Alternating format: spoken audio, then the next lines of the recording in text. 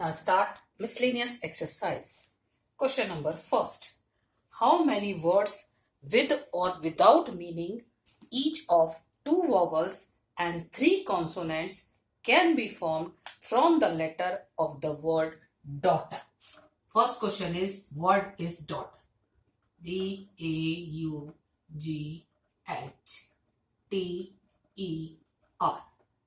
जब क्वेश्चन में उसने वॉवल्स और कॉन्सोनेंट की बात करी है तो पहले हम सेपरेट करेंगे इसके अंदर कितने वॉवल्स हैं, कितने कॉन्सोनेंट्स हैं. टोटल अल्फाबेट इज 8, जिसके अंदर 3 हमारे पास वॉवल्स हैं और 5 कॉन्सोनेंट्स हैं. हमें वर्ड्स बनाने हैं, लेकिन कंडीशन है कि जो वर्ड बनाना है उसमें 2 वॉवल्स होने चाहिए और 3 कॉन्सोनेंट होने चाहिए, चाहे उन वर्ड का मीनिंग है या नहीं है. कोई उनको अरेंज नहीं करना, सिर्फ उसने लिखा है. पहली बात तो आपने कितने उससे पहले सेलेक्ट करोगे, उसके बाद वर्ड्स बनाने हैं. तो जब हम सेलेक्ट करके लेके आएंगे तो सिलेक्शन लगाएंगे, ये कॉम्बिनेशन लगाएंगे. लेकिन जब उसने कहा वर्ड्स बनाने हैं, वर्ड्स बनाने का मतलब उनको अरेंज करना भी पड़ेगा, तो हम उसमें परम्यूटेशन भी यूज करेंगे. पहले हम उनको सेलेक्ट कर रहे हैं. सेलेक्ट करने में उसने कहा कि जो वर्ड्स बनाने हैं उनके अंदर आपके पास 2 वॉवल्स होने चाहिए और 3 कॉन्सोनेंट्स होने चाहिए. तो पहले तो हम सेलेक्ट करें कि हम सेलेक्ट किस हिसाब से करेंगे. टोटल अल्फाबेट कितने हो गए? 5. 2 वॉवल्स एंड 3 कॉन्सोनेंट्स. तो 5 वर्ड्स कैन बी सेलेक्टेड. हम लिख सकते हैं 5 words can be selected in the following required way. Can be selected in the following way, in number of ways.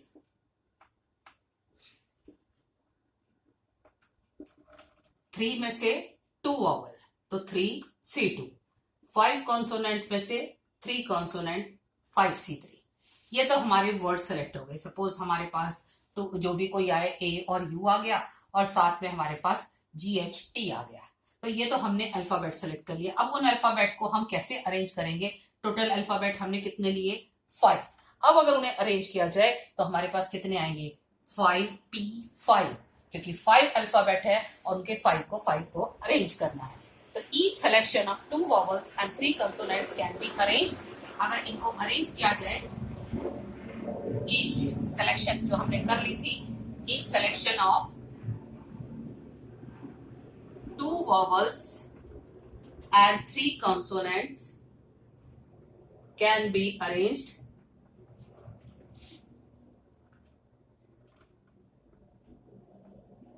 in कितने वेज? 5 है हमारे पास और 5 ही हमें अरेंज करने हैं. 5P5 veg. 5P5 का मतलब factorial 5 and factorial 0. This is equal two factorial 5. यहां अप्लाई कौन सा फॉर्मूला किया? NPR का, factorial n divided by factorial n minus r. Factorial 0 की वैल्यू 1 होती है, इसलिए सिंपल आंसर आया फैक्टोरियल 5. तो टोटल हमारे पास क्या हुआ? पहले हमने वर्ड सेलेक्ट किए और उसके बाद उन्हें अरेंज किया. तो हमारे पास कितने वर्ड्स बनेंगे? ये हमने अल्फाबेट सेलेक्ट किए थे, ये उन्हें अरेंज किया. Hence required number of words. हमारे पास कितने वर्ड्स आए? सेलेक्ट करने का भी पहले हमने सेलेक्ट करिए, तो हमारे पास आया 3C2 into 5C3 into factorial 5. 3C2 into 5C3 into factorial 5. अगर कैलकुलेट किया जाए तो हमारे पास ये आंसर आता है 3600. आप कैलकुलेट इजीली कर सकते हो. अब आपको पता है कि फैक्टोरियल का मतलब क्या है, 3C2 का मतलब क्या है, 5C3 का मतलब क्या है. पहले हमने वर्ड के अंदर लिखे, सेलेक्ट करें कि कितने वॉवल्स हैं, कितने कॉन्सोनेंट हैं. अब जितने हमने वॉवल्स और कॉन्सोनेंट से वर्ड बनाना है वो इसने लिखा है 2 वॉवल्स और 3 कॉन्सोनेंट. 5 हो गए टोटल. 5 को हमने क्या किया? 3 वॉवल में से 2 सेलेक्ट किए, 5 में से 3 सेलेक्ट किए. तो ये तो हमने लगाया सिलेक्शन की. अब हमारे पास 5 अल्फाबेट हैं, उनको हम फैक्टोरियल 5 वे से अरेंज कर सकते हैं, क्योंकि पहले अल्फाबेट के लिए 5 प्लेस, दूसरे के लिए 4, तीसरे के लिए 3, फिर 2 और फिर 1. तो जो वर्ड्स बनाने हैं, अगर वो कहता सिर्फ सेलेक्ट करके बताओ कि कितने सेलेक्ट करते हैं, अब उसने कहा वर्ड्स बनाने हैं, तो हमने पहले उन्हें सेलेक्ट किया, जो सेलेक्ट किए उनको अरेंज किया. Now question number second. Second question is, आपके पास वर्ड है equation. How many words with or without meaning can be formed all the letters of the word equation at a time so that the vowels and the consonants occur together? सबसे पहली बात हमने word लिखा equation. यहां भी बात उसने vowels और कॉन्सोनेंट की करी है, लेकिन यहां उसने कहा है कि जो वॉवल्स हैं वो एक साथ चलने चाहिए और जो कॉन्सोनेंट्स हैं वो एक साथ चलने चाहिए। अगर चेक करें तो इसमें जो नंबर ऑफ वॉवल्स हैं वो हमारे पास कितने हैं? नंबर ऑफ वॉवल्स हमारे पास कितने हैं? 1, 2 and 3 and 4 and 5। हमारे पास नंबर ऑफ वॉवल्स हैं 5। A-E-I-O-U 1, 2, 3, 4 and 5। तो कॉन्सोनेंट्स हमारे पास कितने बचे? कॉन्सोनेंट्स हमारे पास बचते हैं 3। कौन कौन से बचे? Q, T and N। Consonants हो गए हमारे पास 3। अब उसने कहा है कि वॉवल्स और कॉन्सोनेंट्स अकर टुगेदर।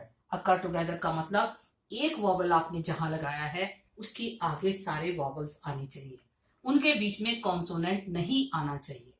इसी तरह से तीनों कॉन्सोनेंट एक साथ होने चाहिए, पांचों वॉवल्स एक साथ होने चाहिए, इनके बीच में एक दूसरे के बीच में ये नहीं आएंगे।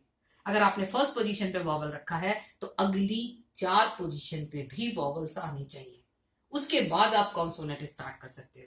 या आपने पहले कॉन्सोनेंट अरेंज करना शुरू किया फर्स्ट, सेकंड, थर्ड पे, तो पहले तीनों प्लेस पे कॉन्सोनेंट आएगा, बाकी ये अगले 5 प्लेस पे आपके पास वॉवल्स आएगा।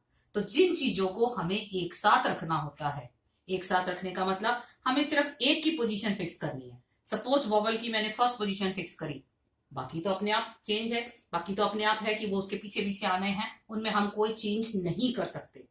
इसी तरह से सपोज मैंने कॉन्सोनेंट को फर्स्ट प्लेस पे रखा तो सेकंड और थर्ड की तो अपने आप आ जाएगी, उसमें मेरे पास चॉइस नहीं है।